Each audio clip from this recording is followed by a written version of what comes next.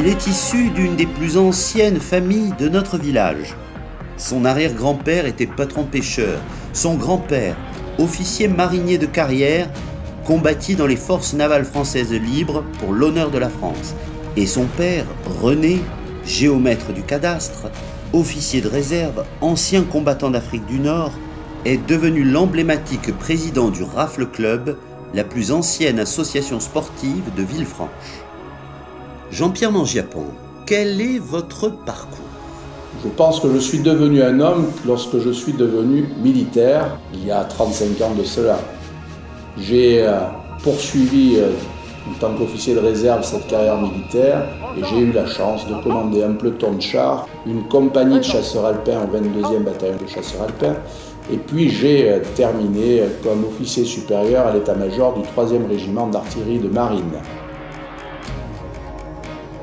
On devient aussi un homme quand on fonde une famille. Il y a 30 ans, j'ai eu la chance de rencontrer à Villefranche Corinne, qui m'accompagne depuis, et avec laquelle nous avons eu 3 enfants merveilleux. On devient un homme enfin quand on devient un acteur de la vie professionnelle. En 1983, j'ai fondé ma première entreprise avec mon meilleur ami de l'époque, qui l'est toujours, et nous avons créé le cabinet de conseil en urbanisme pour les collectivités et les grandes entreprises de ce département. En 1990, un grand groupe scandinave d'investissement m'a demandé de prendre la présidence de leur filiale française, ce que j'ai fait avec passion.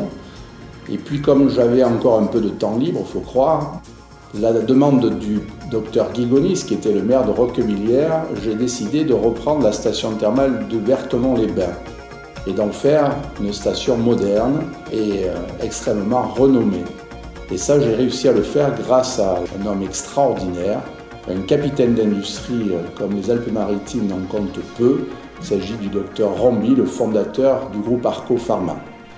En 1994, après ma première élection au Conseil général des Alpes-Maritimes, j'ai décidé de me consacrer à une nouvelle aventure passionnante qui était la campagne électorale de Jacques Chirac. Après sa victoire de 1995, j'ai eu la chance de collaborer avec une des plus grandes sociétés industrielles au monde, le groupe Siemens.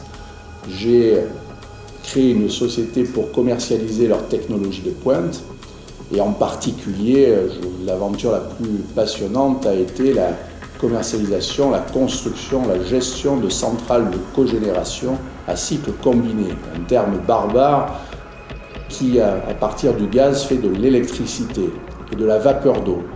J'ai fait ça aux 4 coins de la planète, de l'Amérique du Sud, du Moyen-Orient, de l'Orient, en Europe aussi bien évidemment.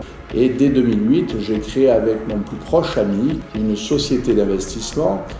Nous avons repris les brevets mondiaux de production d'un gazon biologique spécial pays chaud. Nous avons une filiale au Portugal avec une ferme de production à côté de Lisbonne.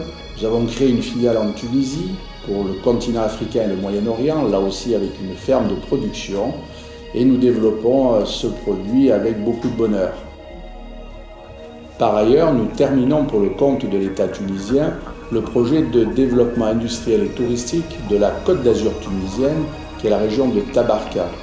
Ce projet permettra de créer des milliers d'emplois. C'est le cœur d'une politique de co-développement dont nous sommes les acteurs principaux en Tunisie. Il est des moments où une personne a rendez-vous avec son destin, son histoire, qui peut être celle de sa commune, de sa terre. Ce moment de conjonction des possibles est rare.